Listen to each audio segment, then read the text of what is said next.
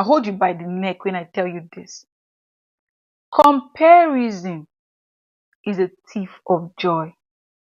In this video, I want to be talking to you about 6 things that I think you shouldn't do that would give you a better experience in 2025.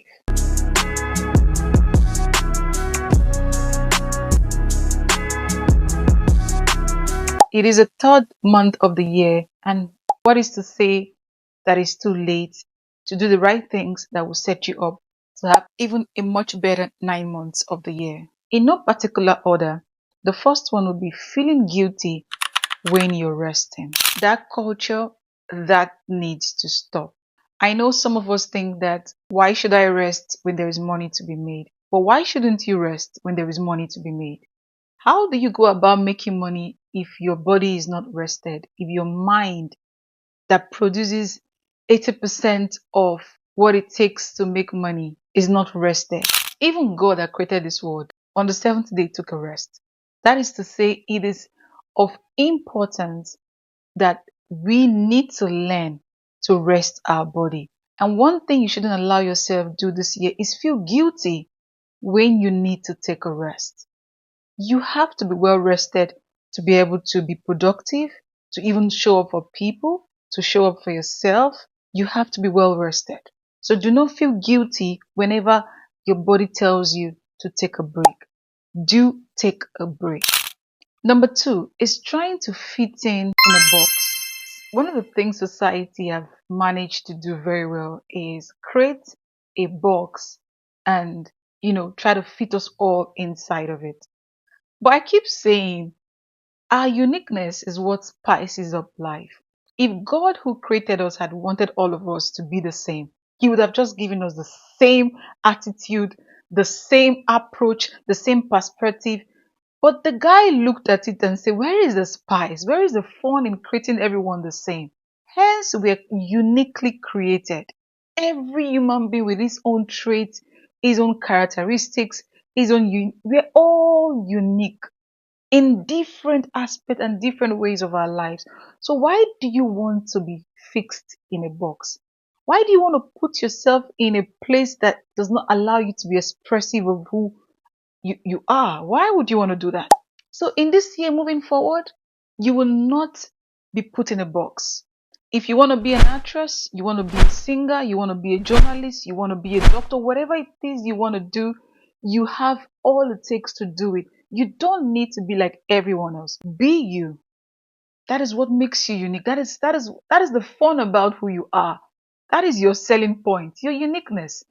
So don't put it away, don't put it off, don't dim your light, don't try to feel small because you want to fit in a box, you want to fit into society. Which society? This one. Okay, please. The third one, pleasing people. This year, moving forward, we will not please people.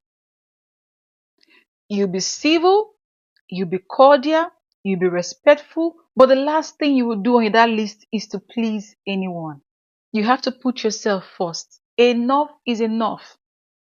When you think about every other person's well-being and every other person's welfare, and then you put yourself at the back burner because you want to look a certain way before people, you want to present yourself a certain way, you want people to have an impression about you in a certain way, so you put off everything else but to please people. I know the funny thing, no matter how much you try to please human beings, you cannot please. See, let me tell you a funny thing. The person who created them is not able to please them. Is it you, a mere mortal, a pencil in the hand of the creator that wants to try and please people? No, we're not doing that. Like I said, we will be respectful, cordial, civil, but pleasing you, trying to put my hand in the fire because I want to make you happy, I want you to see the light with me. No, we left that in January and we left that in February. Moving forward, we're not trying to please you. Get with the program. Number 4, overthinking every next step. Like, you literally cannot see beyond you cannot see your nose. Can you see your nose? Like if you look straight without looking at the mirror, without looking at the reflection, can you see your nose? No. So why do you overthink things? You've put up so much ideas that you could have started. you know, and probably who knows what the result would have been. But you've over analysis will lead to paralysis. You've calculated X, Y, Z. I mean, it is a good thing to look at things and look at the risk of doing them, but don't dwell on them. Don't dwell on them. Don't dwell on the risk. Don't dwell on the what if it does? What if it does? Exactly. Exactly. So overthinking most times is really what puts people behind in life. Start. It doesn't work good. You've learned your lesson.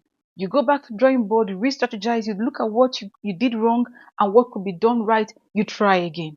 We don't overthink. See, the more you overthink things, I promise you, you find 112 reasons why that thing wouldn't work. So, no more overthinking moving forward. Number 5, playing small. I am I'm one of the people that plays small.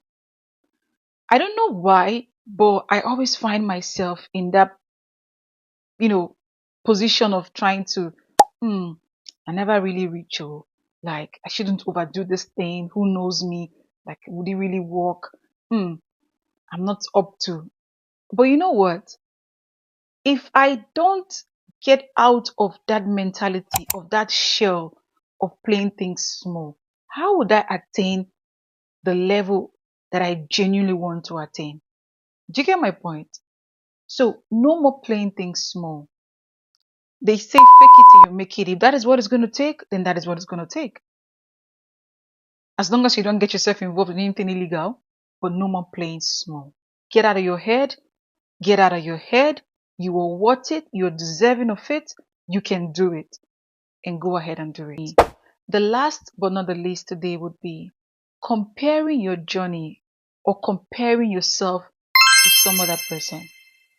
Let me hold your hands. In fact, let me hold your shirt. I hold you by the neck when I tell you this. Comparison is a thief of joy. Ah, you didn't hear me. Come close. I said comparison is the thief of joy. Everybody with his own unique journey. You remember when I talked about uniqueness? Again, it is coming up. Everybody has a unique journey. Everybody has their own destiny. For you to sit down and compare yourself to somebody else's story that you know nothing about, even if you know something about it, and so what? Do they have the same marks on your forehead? The birthmark on your body, is it exactly the same as theirs? Do they have your story? Have they experienced what you have experienced?